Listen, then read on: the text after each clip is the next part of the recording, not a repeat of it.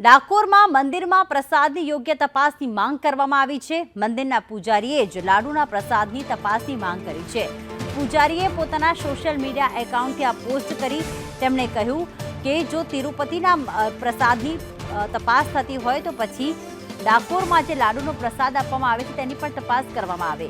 બોક્સમાં લાડુના પ્રસાદનો વિડીયો પણ પોસ્ટ કર્યો।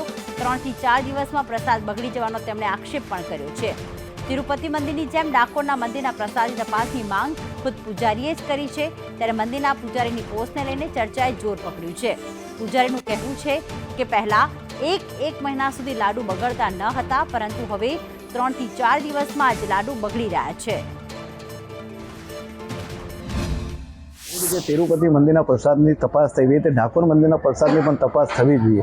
कारण के पहला जामखंभाळियाનું ઘી આવતું હતું, 1 મહિના સુધી લાડુને કશું થતું નહોતું।